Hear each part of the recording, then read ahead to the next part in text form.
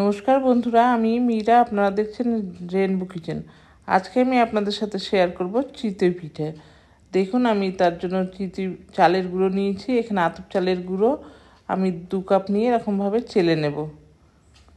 আমার রেসিপিটি যদি আপনাদের ভালো লাগে তাহলে লাইক, কমেন্ট, শেয়ার করবেন। আর নতুন বন্ধুদের বলছি প্লিজ সাবস্ক্রাইব করে আমার পাশে থাকবেন।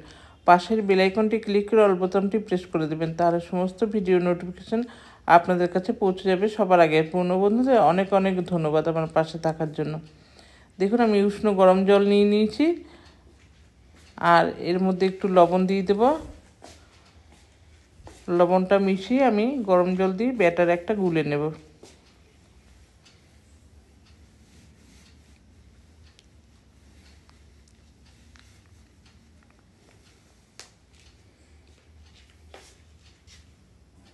এবার প্রথমে আমি 1 কাপ জল দিয়ে চালের গুঁড়োটাকে ভালো করে মিশিয়ে নেব।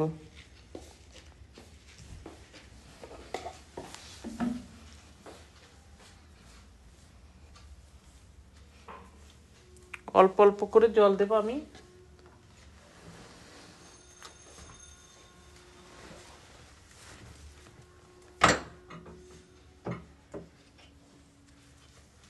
এবার আমি আরও 1 কাপ জল দিয়ে দিলাম, দিয়ে আবার আমি মিশিয়ে নেব ভালো করে।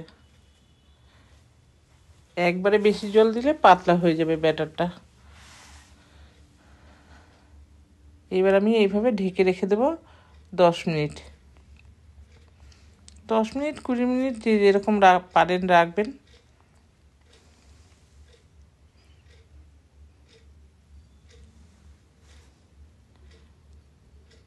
দশ মিনিট পর ফিরে আসলাম। দেখুন, খুব ঘন হয়ে গেছে বেশি।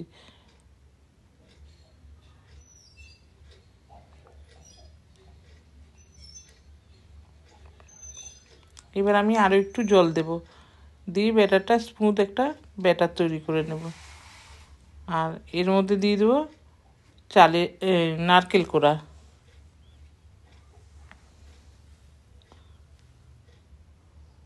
নারকেল কোড়া দিলে না দারুণ লাগে কিন্তু খেতে।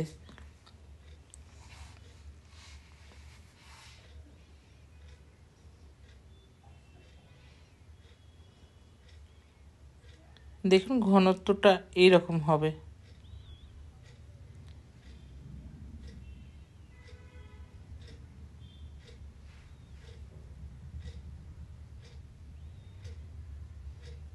এবার আমি একটা লোহার কড়াই বসিয়েছি, কড়াইটা তেল মেখে নিয়েছি। দেখেছেন, কড়াইটা খুব ভালো করে গরম করে নিয়েছি, ধোঁয়া উঠছে। এবার আমি 1 হাতা ব্যাটার দিয়ে দেবো কড়ার মধ্যে।